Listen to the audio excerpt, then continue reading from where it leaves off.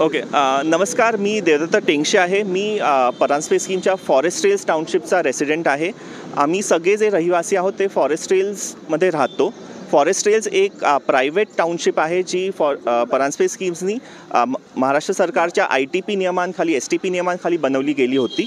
आमचे जे डिमांड्स आहेत ते दोन मेजर आहेत. एक तर म्हणजे पाण्याशी संबंधित आहे, दुसरं विजेच्या पुरवठ्याशी संबंधित आहे. पाणी जे आहे ते आम्हाला जे मिळतं त्याचे रेट्स आम्हाला थोडे कळत नाही आहेत. आम्ही जेव्हा आलो 2012-13 साली तेव्हा 16 रुपये पर किलोलीटरनी आम्हाला बिल लावलं गेलं होतं. पुण्याच्या लोकांना म्युन्सिपॅलिटी साधारण 15 रुपये पर किलोलीटरनी लावते, बाकीचे टाउनशिप 20 रुपयांनी लावतात. पण हे 16 रुपयाचा रेट पण वाढत गेला. हळूहळू तो 35पेक्षाही वर गेला. मग शेवटी तो 48 रुपीज पर किलोलीटर झाला. मागचे 8 वर्ष आम्ही 48 रुपीज पर किलोलीटर या हिशोबाने पाण्याचं बिल भरतोय.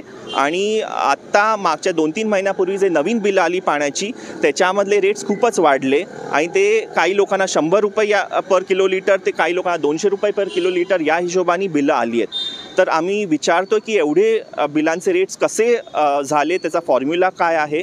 तर आम्हाला एवढंच पाहिजे की जे पाण्याचं बिल येतं ते रिझनेबल रेटनी असावं, ते बाकीच्या टाउनशिप म्युन्सिपॅलिटीच्या रेटच्या कंपॅरिझनमधच्या आसपास कुठेतरी असावं. दुसरं जो आमची डिमांड किंवा रिक्वेस्ट आहे ती आहे विजेच्या पुरवठ्याबद्दल. ITP नियमांखाली जो डेव्हलपर असतो त्याची रिस्पॉन्सिबिलिटी असते की वीज प्रोव्हाइड करणं, चांगली वीज, अनइंटरप्टेड वीज प्रोव्हाइड करणं.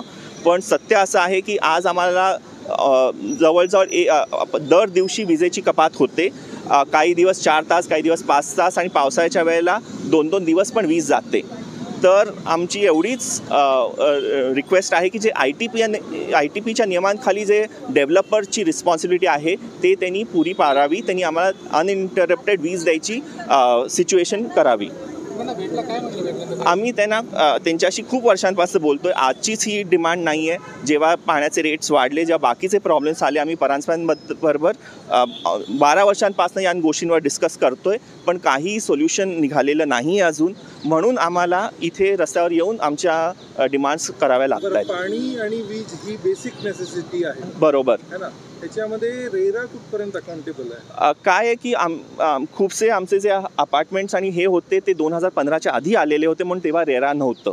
रेराबद्दल पण काय इश्यूज आहेत, पण ते आजच्या प्रोटेस्टचा सब्जेक्ट नाही आहे. आम्ही फक्त आज जे सगळ्यात महत्त्वाचे बेसिक इश्यू म्हणाल तसं पाणी आणि वीज या 2 गोष्टींबद्दलच प्रोटेस्ट करायला आलेलो आहोत.